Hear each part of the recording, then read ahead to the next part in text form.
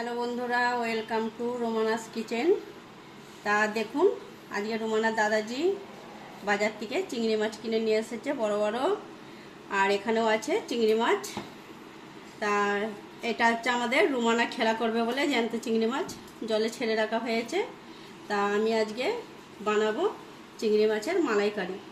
আপনারা প্রথম থেকে শেষ পর্যন্ত ভিডিওটা দেখতে থাকবেন কিভাবে মালাইকারিটা আমি বানাই। তা বন্ধুরা, এই চিংড়ি মাছটা আমি মালাইকারি বানাবো। তার চিংড়ি মাছটা আমি ভালো করে ছাড়িয়ে নেব। তা দেখুন বন্ধুরা, মাছটা যদি এইভাবে বাছা হয়, অনেকে অ্যালার্জির ভয়ে চিংড়ি মাছ খেতে চায় না। তা মাছটা আমি কীভাবে বাছছি দেখুন আপনারা।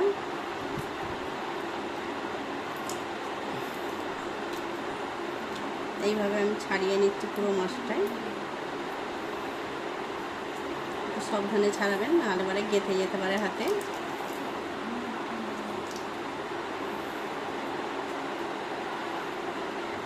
তার কাঠির সাহায্যে মাছের যদি এই সিটটা তুলে নেওয়া হয়, এই যে কালো মতন সিটটা আছে, যাদের অ্যালার্জি আছে, অনেকে চিংড়ি মাছ খায় না, তাই সিটটা তুলে নিলে ধারে কোনো অসুবিধা হবে না। পুরো সিটটা এরকম কাঠির সাহায্যে বার করা যায়। আস্তে আস্তে ধীরে ধীরে বার করবেন। এই কালো সিটটা দুদিকেই ফেলে দেবেন। এভাবে পরিষ্কার করে মাছটাকে বেছে নেবেন, তাহলে আর অ্যালার্জির ভয় থাকবে না। তা দেখুন, চিংড়ি মাছগুলো আমার খুব সুন্দর করে আমি এইভাবে ছাড়িয়ে নিয়েছি, দেখতেই পাচ্ছেন আপনারা।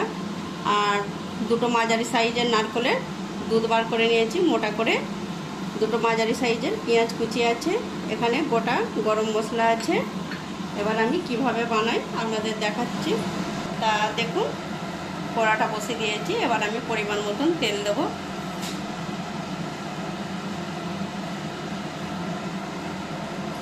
তা তেলটা গরম হয়ে গেছে, গোটা গরম মশলাটা আমি দিয়ে দেব।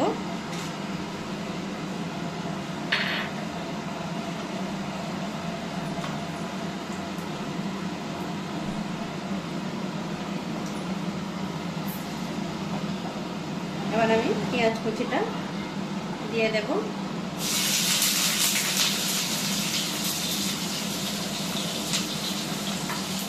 পেঁয়াজটা পুরো আমি লাল করে নেব। তা বন্ধুরা, যে বন্ধুরা আমার ভিডিওটা দেখে লাইক শেয়ার কমেন্ট করেছেন, আমার ভিডিওটাকে আপনারা সাবস্ক্রাইব করেছেন, সেই বন্ধুদেরকে অসংখ্য আমার ধন্যবাদ। তা আমি প্রচণ্ড ব্যস্ততার মধ্যেও ভিডিও বানাই।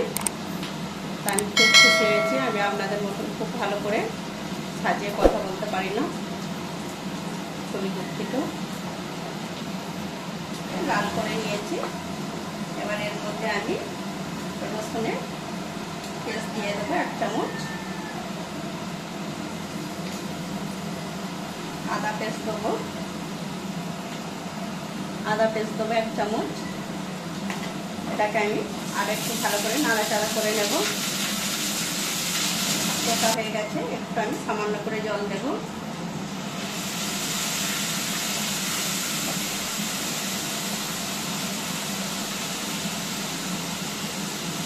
এবার আমি 1 চামচ হলুদ দেব,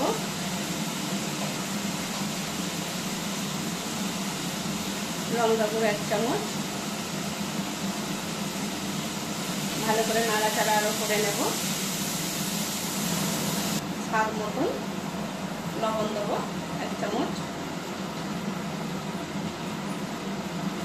এতে আছে জিরে, ধনে, গোলমরিচের গুঁড়ো আছে 1 চামচ, দিয়ে দেব। ভেজে গুঁড়ো করা আছে। অল্প করে একটু কাশ্মীরি লঙ্কা দেব, কালারটা সুন্দর হবে। মশলাটা দেখতেই পাচ্ছেন একদম ভালো করে কষা হয়ে গেছে। এবার আমি এই বেছে রাখা চিংড়ি মাছটা এর মধ্যে দিয়ে দেব। সুন্দর করে নাড়াচাড়া করব।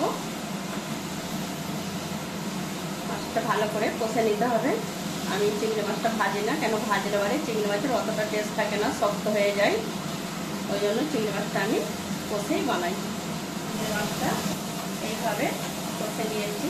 এবার আমি হালকা করে নারকেলের দুধ দেব। আবার আমি ভালো করে একটু নারকেলের দুধ দিয়ে এইভাবে একটু আরও আমি ভালো করে কষবো।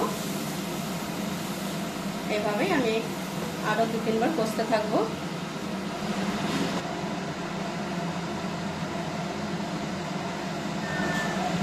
তা দেখুন নারকেলের দুধে একটু চিনি দিতে লাগে, আমি একটু চিনি দেবো।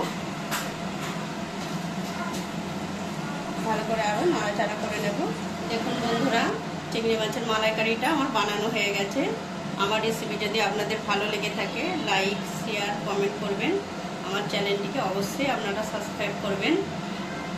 আপনারাও বাড়িতে এইভাবে মালাইকারি বানান, অসাধারণ খেতে।